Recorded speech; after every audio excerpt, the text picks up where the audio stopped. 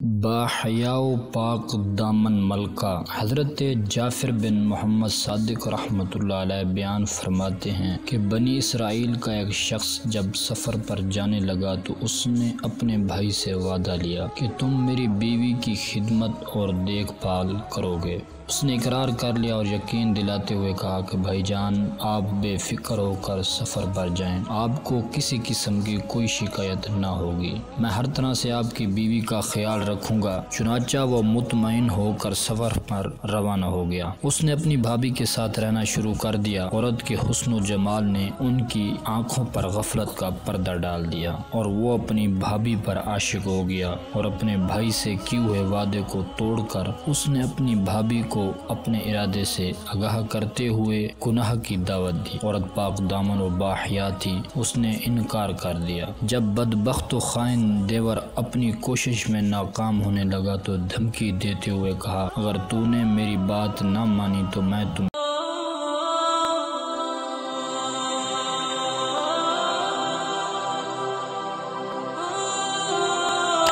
औरत ने कहा, खुदाए वहदहू ला शरीक की कसम, मैं तुम्हारे गुनाह भरी दावत हरगिज कबूल ना करूंगी। तुम जो चाहे कर लो। पाकबाज औरत के ईमान अफरोज और जुरतमंदाना अंदाज को देखकर वो खामोश हो गया। जब इसका भाई सफर से वापस आया तो कहा, मेरे भाई, जानते हो तुम्हारी बीवी ने तुम्हारे जाने के बाद क्या गुल खिलाया। सुनो, वो मुझे बदकारी की दावत दिया करती थी। तौबा तौबा, वो बड़ी बदचलन है। उसने तुम्हारे जाने के बाद ना जाने क्या क्या बुरे काम किए हैं। भाई की ये बात सुनकर उसे बहुत गुस्सा आया। उसने कहा, जानते हो तुम क्या कह रहे हो। उसने कहा, भाई खुदा की कसम, मैं बिल्कुल सच कह रहा हूँ। मैंने हकीकत वाजे कर दी है, अब तुम्हारी मर्जी। भाई की बातें सुनकर उसने यकीन कर लिया, वाकई मेरी बीवी ने खयानत की है। गम व गुस्सा की वजह से उसने अपनी बीवी से बातचीत बिल्कुल बंद कर दी। फिर आखिर एक रात मौका पाकर उसने पाकबाज बीवी को तलवार से वार करके शदीद जख्मी कर दिया। जब यकीन हो गया कि ये मर चुकी है तो वहाँ से चला गया। अल्लाह ताला की कुदरत से शदीद जख्मी होने के बावजूद नेक खातून अभी जिंदा थी।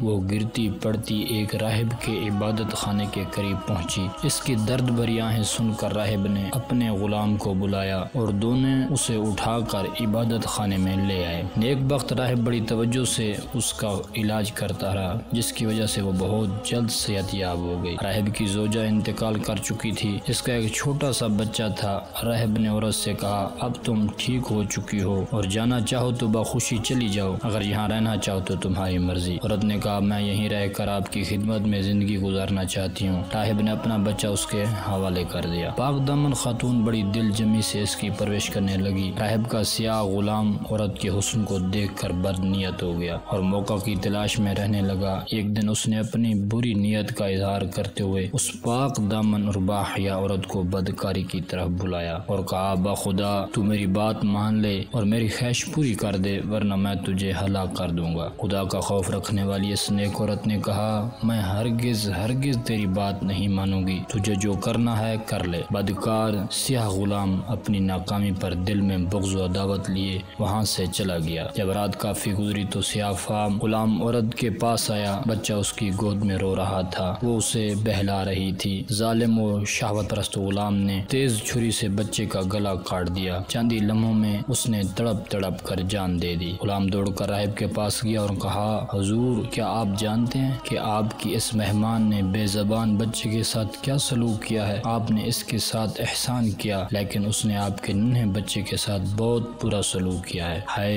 हाय, कैसी जालिम ये औरत। राहिब गुलाम की बातें सुनकर बहुत मुताज्जिब हुआ और परेशान होकर कहा, तेरा नास हो, बता तो सही, उसने मेरे बच्चे के साथ क्या सलूक किया है। गुलाम ने कहा, हुजूर, उसने आपके लख्त जिगर को ज़िबा कर डाला है। अगर आपको यकीन नहीं तो चल कर खुद अपनी आंखों से देख लो। राहिब दौड़ता हुआ वहाँ पहुँचा तो देखा कि वाकई उसके बच्चे का गला कटा हुआ है और उसका जिस्म खून में लथपथ है। राहिब ने औरत से पूछा, मेरे बच्चे को क्या हुआ। औरत ने कहा, मैंने इसके साथ कुछ नहीं किया, बल्कि आपके गुलाम ने मुझे गुनाह की दावत दी। जब मैंने इनकार किया तो उसने बच्चे को कत्ल कर दिया। मैं इस मामले में बिल्कुल बेकसूर हूँ। साहिब ने कहा, ए खुदा की बंदी, तूने अपने मामले में मुझे शक में डाल दिया है। अब मैं नहीं चाहता कि तू मेरे साथ रहे। ये 50 दिनार ले और जहाँ तेरा जी चाहे चली जा। ये दिनार तेरी ज़रूरत में काम आएंगे। औरत ने 50 दिनार लिए। अल्लाह तबारक व तआला की रहमत से उम्मीद लगाए गैर मुतअय्यन मंजिल की तरफ चल दी। एक बस्ती के करीब से गुजरी तो देखा कि मजमा लगा हुआ है और एक शख्स को फांसी देने के लिए लाया जा रहा है। बस्ती का सरदार भी वहीं मौजूद था। औरत ने सरदार के पास जाकर कहा,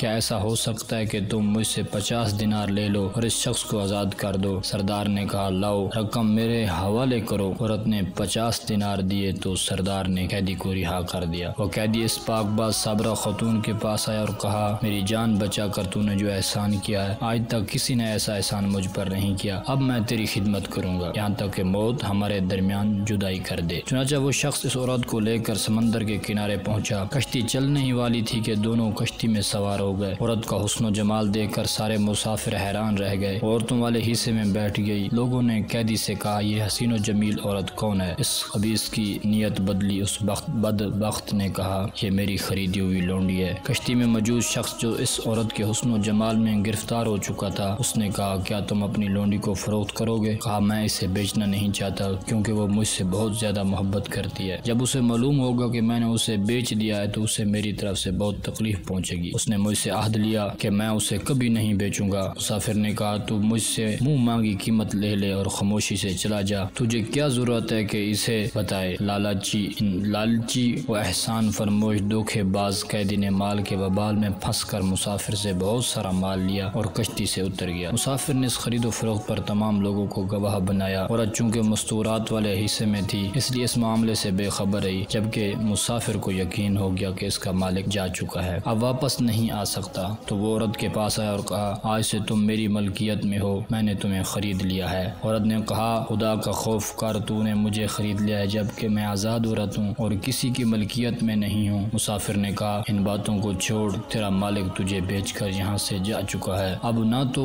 तू अपने मालिक के पास जा सकती है और ना ही वो रकम वापस कर सकता है जो तेरे मालिक ने मुझसे ली है। मैंने भी माल देकर तुझे खरीदा है और तमाम मुसाफिर इस पर गवाह हैं। अगर यकीन नहीं आता तो उनसे पूछ ले। सब मुसाफिरों ने कहा, ऐ अल्लाह की दुश्मन, इसने वाकई तुझे खरीदा है, हम सब इस पर गवाह हैं। नेक को पाकबाज बहादुर औरत ने कहा, तुम्हारा नास हो, अल्लाह से डरो, खुदा की कसम मैं आज़ाद हूँ। आज तक कोई मेरा मालिक नहीं हुआ, मैं किसी की लौंडी नहीं हूँ कि मुझे बेचे। तुम इस मामले में अल्लाह का खौफ करो। लोगों ने इस मुसाफिर से कहा, ये इस तरह बाज नहीं आएगी, इसके साथ जो सलूक करना है कर डाल, खुद ही मान जाएगी। ये सुनकर मुसाफिर इसकी तरफ बढ़ा। जब इस मजलूमा को अपनी इज्जत का खतरा महसूस हुआ, उसने कश्ती वालों के लिए बद दुआ की। फौरन कश्ती उन सब को लेकर डूब गई। सब के सब गर्क हो गए और कश्ती के तख्ते पर औरत के अलावा कोई शख्स भी बाकी न बचा। वो ईद का दिन था। बादशाह अपनी रियाया के साथ समंदर के सहल पर आया हुआ था। तमाम लोग खुशियां मना रहे थे। जब बादशाह ने कश्ती को डूबते हुए देखा तो फौरन तैराक सिपाहियों को हुक्म दिया,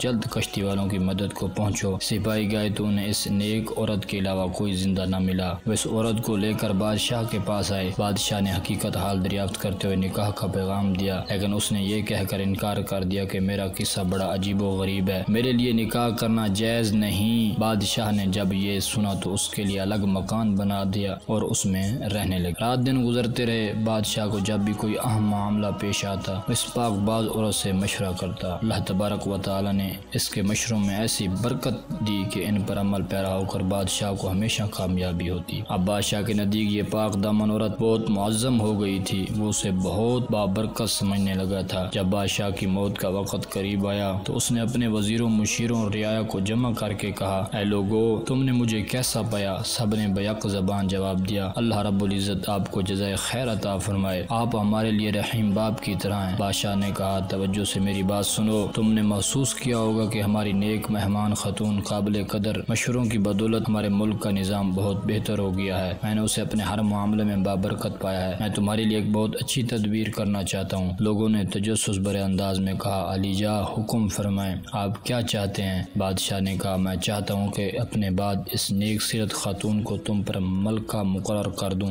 मुशफ़िक़ व मेहरबान बादशाह के हुक्म पर लब्बैक कहते हुए सब ने अर्ज की, अलीजा जैसा आप चाहते हैं इंशाअल्लाह ताला वैसा ही होगा। जब बादशाह ने इस नेक सीरत और बाहया खातून को पूरे मुल्क की बादशाहत अता कर दी और खुद इस दार फनी फानी से दार बका की तरफ रवाना हो गया। इस बाहया खातून ने मलका बनते ऐलान कर दिया कि पूरे मुल्क के लोग बैत के लिए जमा हो जाएं। हुक्म शाही मिलते ही मुल्क के गोशे गोशे से लोग नए बादशाह की बैत के लिए जमा हो गए। बैत का सिलसिला शुरू हुआ। जब इसका शौहर और देवर आए तो हुक्म दिया कि इन दोनों को अलग खड़ा कर दो। फिर नेक सीरत राहिब और उसका बद किरदार गुलाम आया तो उन्हें भी लोगों से अलग खड़ा किया गया। फिर इसके बाद वो शख्स है जिसको फांसी दी जा रही थी और बदबख्त ने अपनी मुहना को बेच दिया था। मलका ने हुक्म दिया कि इसे भी उन्हीं लोगों के साथ खड़ा कर दो। जब तमाम लोगों ने बैत कर ली तो मलका ने इन पांचों को अपने पास बुलवाया और अपने शोर से कहा, अपने पांचों को अपने पास बुलवाया और अपने शोर से कहा, क्या तुम मुझे पहचानते हो? उसने कहा, खुदा